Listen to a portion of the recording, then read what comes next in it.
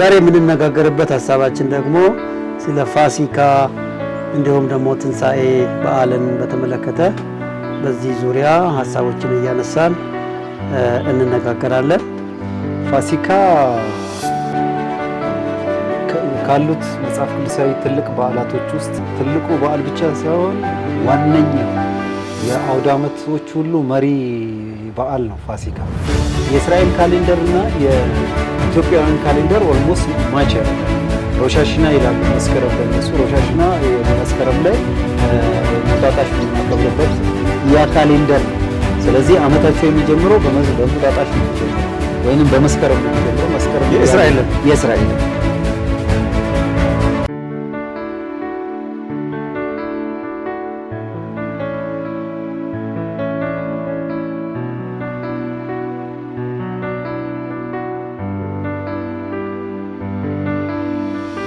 እንደምን ሰነበታችሁ ውድ የቤርሻቤ ቲዩብ ተከታታዮቻችን።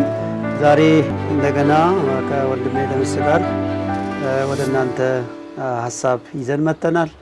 ዛሬ የምንነጋገርበት ሀሳባችን ደግሞ ስለ ፋሲካ እንዲሁም ደግሞ ትንሣኤ በዓልን በተመለከተ በዚህ ዙሪያ ሀሳቦችን እያነሳን እንነጋገራለን።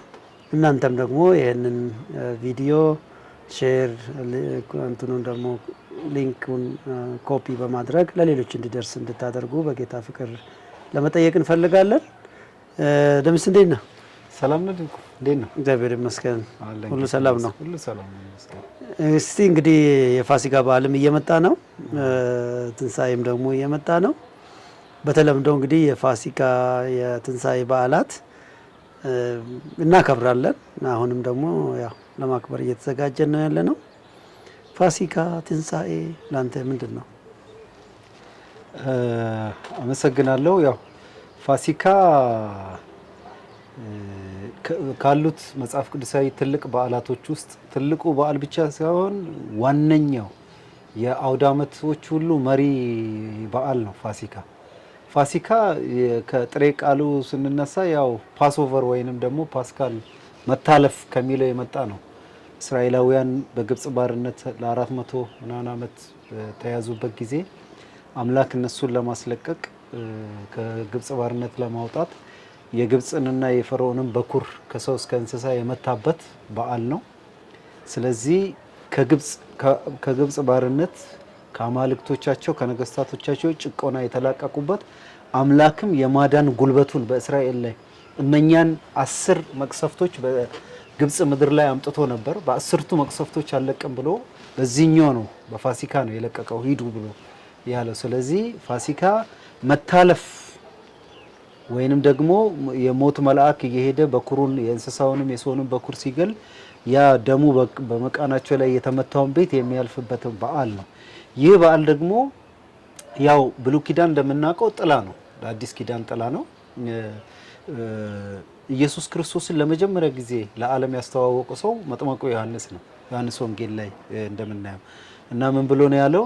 እነሆ የዓለምን ኃጢአት የሚያስወግድ የእግዚአብሔር በግ ብሎ ነው ያለው። ያ ምንድነው? ያ ላም ወይንም ደግሞ የእግዚአብሔር በግ የሚለው የፋሲካችን በግ ነው። አንደኛ ቆሮንቶስ ላይ ደግሞ የፋሲካችን ክርስቶስ ታርዷል ይላል። በተለይ ፋሲካ ለኛ በውልደት እስራኤላዊ ላልሆን ሰዎች ወይንም ደግሞ ብለድ ላይናችን ከያዕቆብ ከአብርሃም ከይስሐቅ ከያዕቆብ ላልሆን ሰዎች ፋሲካ ትልቅ ኢምፕሊኬሽን አለው። በክርስቶስ ኢየሱስ ደም በክርስቶስ ኢየሱስ ሞት ወደ አዲስ ውልደት ወደ እስራኤል ኢኮኖሚያ የተጠቃለልንበት ነው። እስራኤል ስል እኛ ሆነ ያለችውን እስራኤል ሳይሆን ያዕቆብን ወደዛ ኢኮኖሚያ የተጠቃለልንበት ነው። ስለዚህ ፋሲካችን ክርስቶስ ታርዷል ሲል ምንድነው? በደሙ ነው ያስታረቀን፣ በሞቱ ነው ሞታችንን የገደለው፣ በመገረፉ ቁስል ተፈውሰናል ይላል። ያ መንገላታቱ ያ ስቃይ ሁሉ ፋሲካን ነው የሚያመለክተው። ስለዚህ ፋሲካ ግን ምንድነው? ያዛ አሁን መጽሐፍ ቅዱስ ላይ በደንብ ይናገራል። ዘዳግም 16 ላይ ዘሁልቁ 22 ላይ በደንብ ይናገራል። ዘጸአት ላይ አለ። ካሌንደር ኖርማሊ ከካሌንደር ልጀምርልህ። ከካሌንደር ስንጀምር ሁሉም ዓለም ሁሉ ያው ግብጽ በወቅቱ የዓለም ኪንግደሙን ገዢ ስለነበረች ማለት ነው። ዓለም ሁሉ አንድ አይነት ካሌንደር ነበር የሚጠቀም የነበረው። ከዛ በፊት በነበረው ምን አይነት ካሌንደር ነው? የኖህ ካሌንደር ከአዳም ጀምሮ። ለምሳሌ መርከቢቷ የአዳም በኖህ ጊዜ መርከቢቷ በእንትን ተራራ ላይ በ7ኛው ወር በ14ኛው ቀን አረፈች እንዲሆነች የሚል ካውንት የሚያደርግልን ቀን አለና እስራኤልን በግብጽ እየነበሩ ያንን ካሌንደር ነው የሚጠቀሙት።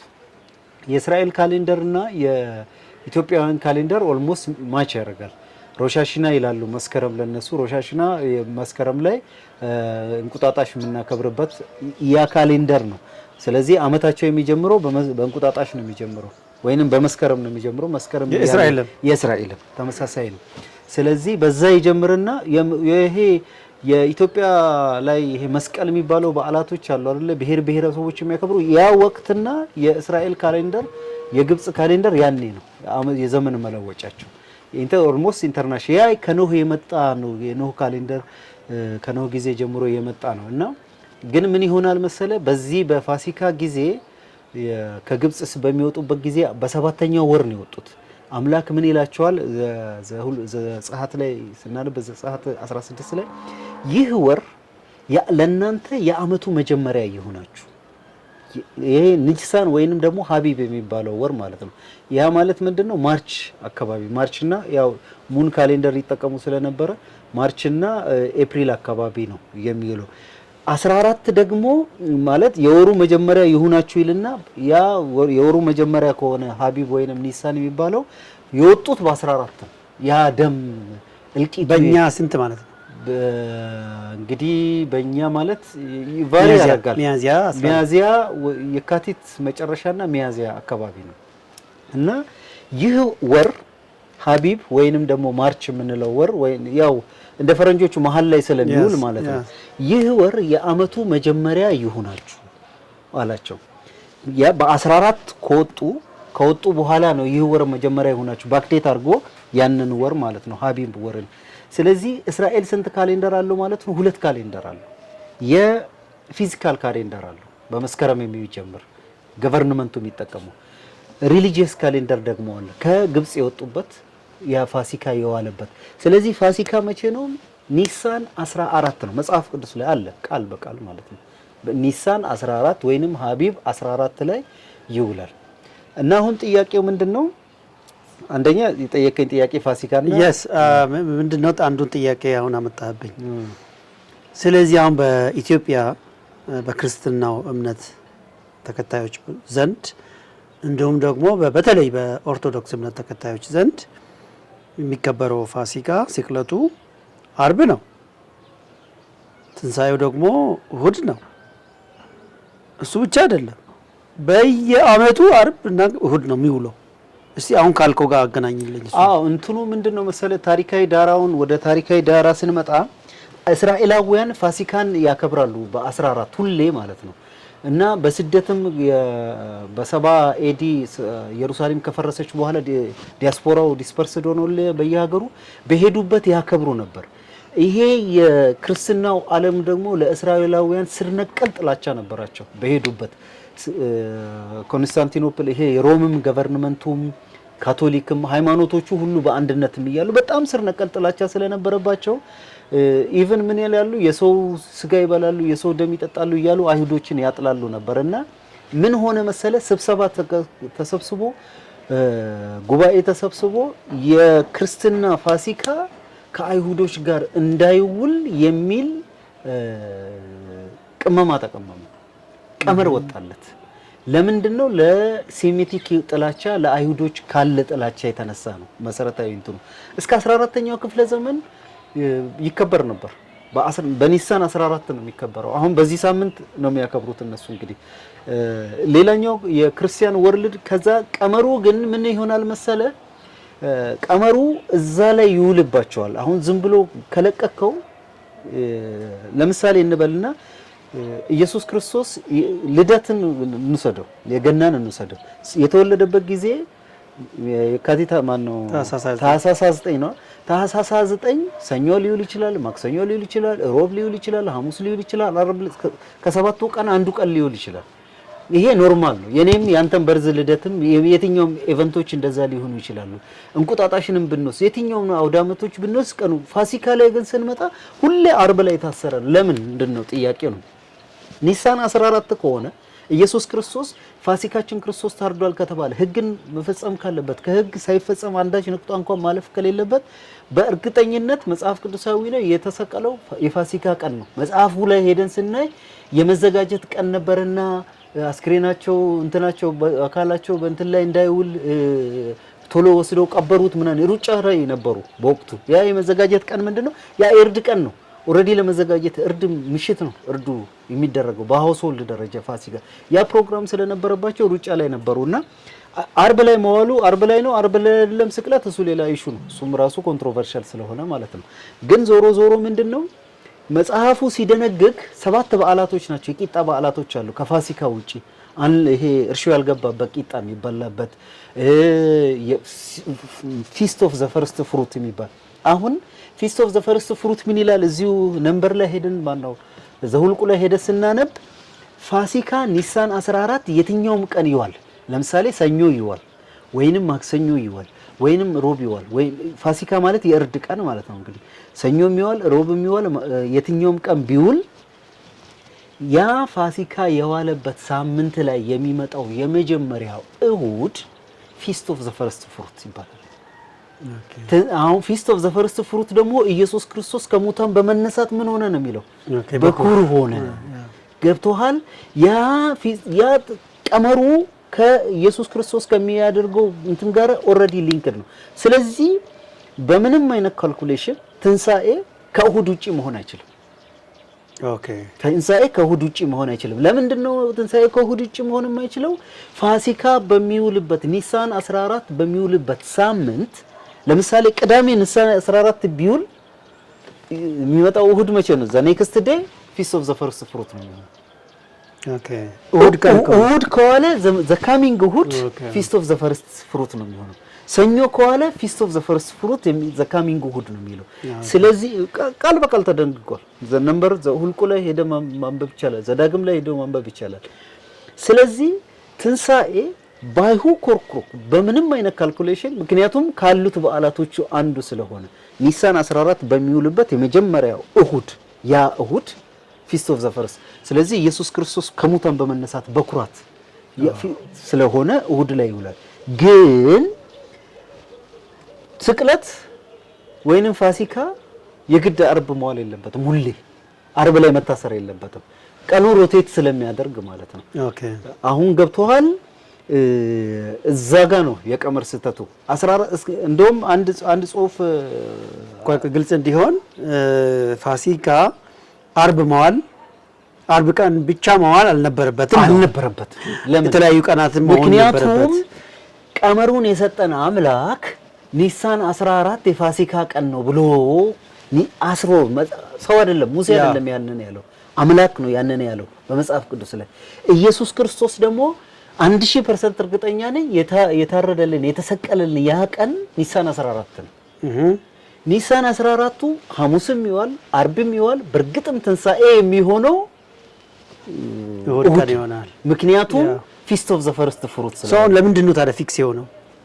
ይሄ አሁን ይሄንን ምንድነው የዓለም ቤተክርስቲያን አብያተ ክርስቲያናት እንግዲህ ይሄ ዲኖሚኔሽኖች ከአይሁድ ለአይሁድና ከአይሁድ ጋር ላላቸው ጥላቻ የተነሳ የነሱ በዓል ላይ እንዳይውል አብሮ እንዳይውል ምንድነው እንደውም የሚሉት ቀመሩን ሲቀምሩ አሁን የሮማን ካቶሊክ አንድ ሳምንት ከአይሁድ አንድ ሳምንት አይሁድ ካከበረ ከአንድ ሳምንት በኋላ ሮማን ካቶሊክ ያከብራል።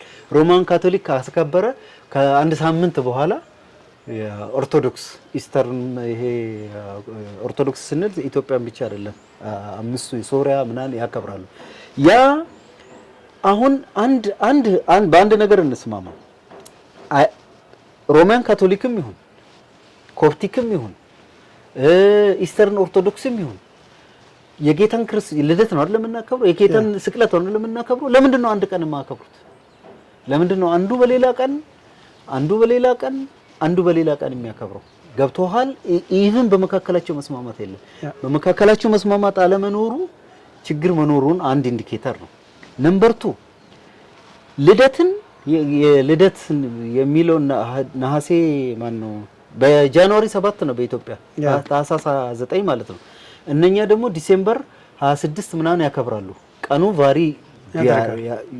ቫሪ ቢያደርግም ልደት ሮቴት ያደርጋል። ኒሳን 14 ለምንድን ነው ሮቴት የማደርገው? ለምንድን ነው አርብ ላይ ሁሌ የታሰረው የነሱ? ይሄ ሸፍጥ የሃይማኖት ሸፍጥ ነው። ከሴሜቲክ ጥላቻ የተነሳ ከአይሁድ ጥላቻ የተነሳ እስከ 14ኛው ክፍለ ቅድም ላይ ጀመርኩልህ። እንደውም ካቶሊክ ቤተክርስቲያን በሁለተኛው ዓለም ጦርነት ሂትለር የጨፈጨፋቸው ሰዎች አሉ አይደል? እነሱንም ጨምሮ በሁለተኛው ዓለም ጦርነት ከሞቱት ሰው ይልቅ ካቶሊክ ቤተክርስቲያን የገደለቻቸው ሰዎች ቁጥር ይበልጣል ይባላል በሂስትሪ ማለት ነው። ይሄ ያ ሁሉ ህዝብ የተጨፈጨፈው በዚህ በኒሳን 14 ነው። ኮርክስ የሚባል ሰምተህ ታውቅ እንደሆነ ወይንም አንብበህ ከሆነ በ14ኛ ክፍለ ዘመን ከገደል ላይ ነው ወደ ድንጋይ ተነዶባቸው ያለቁት። ለምን? ኒሳን 14ን ጠብቆ በዓለት ሲያከብሩ ስለነበር። አሁን እሱ ይከበር አይከበር ምንም ሳይሆን ለምንድነው አምላክ ቃሉን ከሰጠን አምላክ ትእዛዙን ከሰጠን ለምንድነው የማይከበረው ነው ኢሹ። ምናልባት እኔ እንደ ግለሰብ ጥያቄ የሚፈጥርብኝ ነገሮች አሉ። እንግዲህ ይሄ ዘመን አሁን እኛ የአዲስ ኪዳን ዘመን ላይ ያለን ሰዎች ነን። ከአዲስ ኪዳንም ላይ ደግሞ ኦልሞስት ብዙዎቹ ተፈጽመው ጥቂት የጌታን ምጽአት እየጠበቅን ያለን ሰዎች ነን እና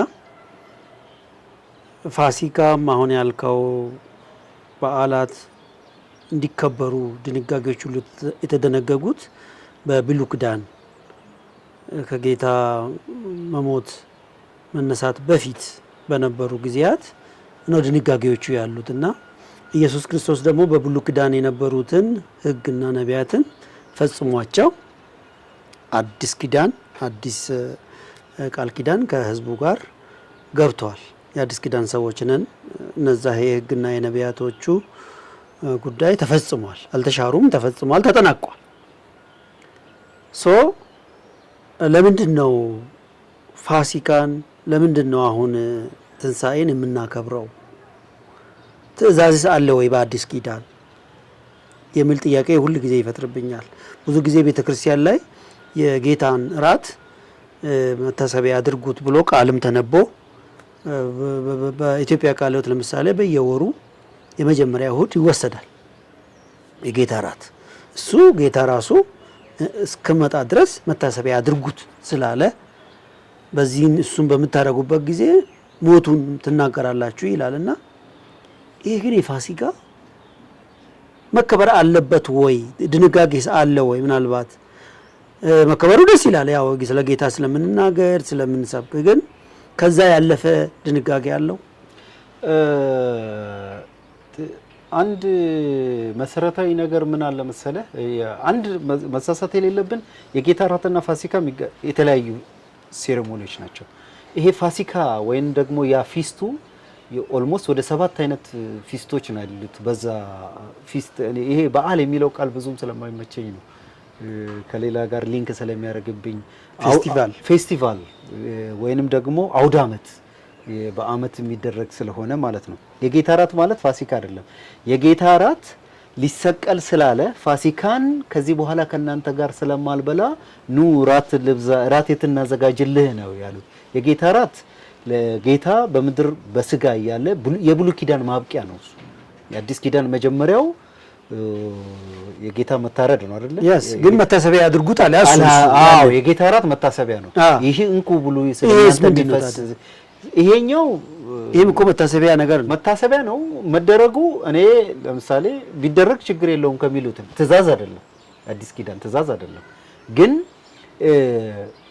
አምላክ ራሱ ብሉይ ኪዳን ላይ እኔ ቃሉ ደስ የሚለኝ የፋሲካ መታሰቢያ ለአምላክ ነው የሚደረገው። መታሰቢያነቱ የአምላክን ማዳን የአምላክን እስራኤልን ከጭቆና ከ400 ዓመት ባርነት የአምላክን ክንዱን በፈርዖንና በአማልክቶቹ ላይ የገለጸበትን ክብር እና ሚለው ሄደ። አሁን ሁልቁ ላይ ስናነባው የጌታ ፋሲካ ነው። ፋሲካ የጌታ ነው ሲጀምር። ልክ ሰንበት የጌታ ሰንበት እንደሚባለው ለጌታ መታሰቢያ ነው የሚደረገው የፋሲካ። ስለዚህ ይሄ መታሰቢያነቱ ብናደርገው ችግር የለም፣ ግን እንደ ትእዛዝ ግን የለም። ግን አሁን በፕሮቴስታንቱ ዓለም ጾም፣ ጸሎት ይሄ የሚደረጉ ምናምን ነገሮች የሉም። ወራቱ ኦርቶዶክስ ጋር ስትወስድ 40 ቀን አይደለም የሚጾመው፣ ተጾሞ ነው ከዛ በኋላ ፋሲካ ትንሣኤ የሚከበረው። በፕሮቴስታንቱ ደግሞ ምንም እንትን የለም፣ በዓሉ ግን ይከበራል። ምን ያገናኘዋል ይሄ? ለምንድን ነው 40 ቀን ራሱ የሚጾመው? ጌታ ኢየሱስ ክርስቶስ አሁን ወደ ተራራ ወጥቶ ሊፈተን ይላል አይደል? ወደ ምድረ በዳ ወጥቶ የተፈተነበት ጊዜ 40 ቀንና 40 ሌሊት ከጾመ በኋላ ነው የሚለው። ከጾመ በኋላ ወደ ምድረ በዳ ወጥቶ በዲያብሎስ በሰይጣን እንደተፈተነ እና ፈተናውንም በድል እንዳጠናቀቀ መጽሐፍ ቅዱሳችን ይነግረናልና ይሄ ራሱ ጾም ከዚህ ከፋሲካ ከትንሣኤ ጋር የተገናኙበት ምስጢር ምንድን ነው? ምንም አይገናኝ። ምንም በፋሲካና በጌታ ጾም መካከል የ3 ዓመት ከምናምን ልዩነት አለው። ወይዘሮ ይብልቪ ቶርኖት ጌታ ኢየሱስ አገልግሎት ሊጀምር ሲል ነው 40 ቀንና 40 ሌሊት የጾመው። ከ3 ዓመት በኋላ የሚሰቀለው ምንም ፋሲካና ለዛ ነው እኔ ፕሮቴስታንቱ ዓለም ለምሳሌ እኛ ጾመናል እናንተ አልጾማችሁ ምንም ያገናኘው ነገር ፋሲካ ሌላ ጉዳይ ነው፣ ይሄ ጾም ሌላ ጉዳይ ነው። ምክንያቱም በ40 ቀን 40 ቀን ጾመ፣ 40 ቀን ጸሎት የያዘ ተፈተነ፣ አገልግሎት ጀመረ። 3 ዓመት ከምናምን ካገለገለ በኋላ ሞተ። ስለዚህ ይሄን 40 ቀን እዚህ ጋር ቤተክርስቲያኒቷ የራሷ ድንጋጌ ሊሆን የኦርቶዶክስ ቤተክርስቲያን የራሷ ድንጋጌ የራሷ ስርዓት የራሷ የጌታን ያንን መታሰቢያ ልታደርግ ትችላለች። ከፋሲካ ጋር ግን የሚያያይዙ ነገር ምንም የጾሙ ነገር አይገናኝም። በቃ ሊትራሊ በሾርት ኤንድ ፕሪሳይስ የጾሙ አገልግሎት ሊጀምር ሲል ነው። ፋሲካ ደግሞ የታረደልን ከ3 ዓመት ከ6 ወር በኋላ ነው። የጾሙ አገልግሎት የእንስሳት ተዋጽኦ ነው እንደ የጾሙ እሱ እኔ እሱም ስለማይገባኝ ነው። አሁን ስጋ በቃ የእንስሳት ተዋጽኦ እንግዲህ አሁን አሳም ተጨምሯል፣ ይጾማል። ጥሩ ነው መጾሙ ማለት ኖርማሊ እንደ ሰው ስታስብ ኢትስ ኦኬ። እኔ ብዙ ተቃውሞ የለኝም በጾሙ ዙሪያ ማለት ነው። ፐርሰናል ቪው ነው። ግን መለኮታዊ ያደረገው ነገር ምንድን ነው? እሱ ይሄ አሁን አርብ ሮብን እንውሰድ ለምሳሌ። እስራኤላውያን አሁንም ይጾማሉ። አርብና ሮብን ይጾማሉ። የአርብና ሮብ ጾማቸው ብዙ ጊዜ ምንድነው ከስጋ ነክ ነገር ከፕሮቲን ነክ ነገር መቆጠብ። የኢትዮጵያውያን ብቻ አይደለም። በሳምንት ሁለቴ ሙስሊሞችም እኮ ሐሙስ አይናገሩም እንጂ ማክሰኞና ሐሙስ ብዙ ጊዜ ይጾማሉ። ግን እነሱ ያው ቀኑን ከምግብ ኦብስቴን ያደርጉና ማታ ግን የእስራኤላውያን ሐሙስና ማክሰኞ ብዙ ጊዜ ዲስክሎዝ አያደርጉትም እንጂ ያደርጋሉ። ስለዚህ ኦብስቴን ከፕሮቲን ነገር ኦብስቴን ማድረግ ችግር የለውም ለጌታ ብለህ እስከ ሰውነት እንዳይፋፋ ሰውነት እንትን እንዳይ ቅዱስ ሐሳብ ነው። ቢቻል ብናደርገው ሁሉም ሰው ቢያደርገው ይሄ ምክንያቱም መልካም የሆነውን ያዙ ነው የሚለው። መልካሙን ነገር መያዙ እንትን የለውም። ግን አሁን እዚህ ጋር ኢሹአችን የፋሲካ ጾም ኖ የፋሲካ ጾም አይደለም። ምክንያቱም ሲጀመር ኢየሱስ ክርስቶስ 40 ቀን ነው የጾመው። ኦርቶዶክስ ቤተክርስቲያን 55 ቀን ነው የምትጾመው። ከ55ቱ ቀን 15ቱ ማነው ከ40 15 ጨምሯል፣ 2 ሳምንት ጨምሯል። 2 ሳምንት 10ሩ ቀን ለሀገር የሚጾም 5ቱ ቀን ለንጉስ የሚጾም የሚል 55 ቀን አለ። ኢየሱስ 40 ቀን ነው የጾመው። ስለዚህ ይሄ የፋሲካ ጾም ግን አይደለም። ፋሲካ ሲጀመር አይጾሙ። ምክንያቱም ቃሉ አለ። ቃሉ ነው ገዢ ካል የአምላክ ቃል የማይለወጥ ነው ካል አምላክ አይለወጥም ብለን አንዱ አትሪቢዩሽን ምንድነው? ጋድ ኢዝ ኢሚዩታብል። በሁኔታዎች በዘመናት አይማርም። አምላክ አይማርም ስለ መጀመሪያ ለሆኑ መጨረሻን የሚያውቅ ነው። ስለዚህ ከፋሲካ ጾም ጋር ምንም የሚያገናኘው ነገር የለም። በዘልማድ የሚደረግ ነገር ነው። መጾሙ ችግር የለውም። ግን ፕሮቴስታንቱ አሁን እንግዲህ አብዛኞቻችን ከኦርቶዶክስ ቤተክርስቲያን ነው ወደ ፕሮቴስታንት የመጣ ነውና ፋሲካ ይከበራል ግን አይጾምም። መጾም የለበትም። ማን ጾሙ ያለው? ማን ጾሙ አላለም። ግን በዓሉ ብቻ ዝም ብሎ ማክበሩ ፋሲካ ማክበሩ ችግር የለውም። ፋሲካና ጾም የሚገናኝ ነገር የለም። ፋሲካ ያንን የጌታ የታረደልን እንደውም ከተከበረ በስመ ክርስትና ከተከበረ አንድ በዓል እኔ የኔ ፐርሰናል እንትን ነው መከበር ካለበት አንድ በዓል ይህ የፋሲካ በዓል ነው። ምክንያቱም በተለይ ለኛ ለአህዛቦች ደግሞ አህዛብ በትውልዳችን በፍጥረታችን አህዛብ የነበርን ከእስራኤል ኢኮኖሚ ርቀን የነበርን በክርስቶስ ደም የመጣን የጥልን ግድግዳ ያፈረሰበት ከሞት ወደ ሕይወት የተሻገርንበት አምላክ አልባ አህዛቦች ከነበርን ወደ እውነተኛው አምልኮት የተሻገርንበት ያ የክርስቶስ ደም ነውና ያ ሞትና ትንሣኤው ነው ሕይወትን የሰጠንና ያ ነገር ቢከበር እንትን የለውም ችግር የለውም። ግን ከጾም ጋር መያያዝ የለበትም። እሺ ሌላው ምናልባት ለተመልካቾቻችን ግልጽ መሆን ያለበት ፋሲካና ትንሣኤ ምንድን ነው ልዩነቱ፣ አንድነቱ? ብዙ ጊዜ ኢንተርቼንጀብል ተራ እንትን ነው ሰዎች የሚጠቀሙትና አሁን የሚመጣው ፋሲካ በዓል ነው፣ ትንሣኤ በዓል ነው። ፋሲካ መቼ ነው? ትንሣኤ መቼ ነው? ፋሲካ ኒሳን 14 ነው ፋሲካ በቃ ሞቱን ነው የሚያሳየው። ፋሲካ ማለት እኮ መታለፍ ነው ቃሉ። ያንን ደግሞ ጉበኑ ላይ የተቀባውን ቤት የሞት መልአክ አለፈ። ስለዚህ በክርስቶስ መታረድ፣ በክርስቶስ መሞት፣ በክርስቶስ ደም እኛ ታለፍን፣ ከሞት ታለፍን። ስለዚህ የኢየሱስ የተሰቀለበት ቀን ፋሲካ ነው፣ አርብ ቀን ማለት ነው። ስለዚህ አርብ ቀኑ በዓል የፋሲካ በዓል ነው። ስለዚህ ለፋሲካ እንኳን ለፋሲካ በዓል አደረሰ ብለህ ቴክስት የምታደርግልኝ አርብ ነው። እሁድ ደግሞ ፊስት ኦፍ ዘ ፈርስት ፍሩት ሞቴን ገሎ ሞቴን ገሎ ሞትን ድል አድርጎ የተነሳበት የትንሣኤ በዓል።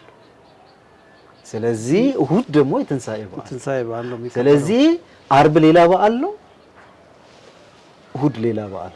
አርብ ፋሲካ ነው፣ እሁድ እርድ የሚደረገው እርድ በትክክለኛው በመጽሐፍ ቅዱሱ ኒሳን 14 ምሽት እርድ ይታረዳል።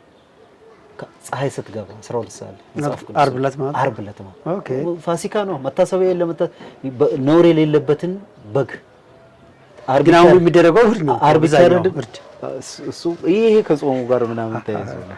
አርብ ማታ ይታረድና ሌሊቱን ተበልቶ ማለቅ አለበት። ካላለቀ ታወጣውና ታቃጥለዋለህ።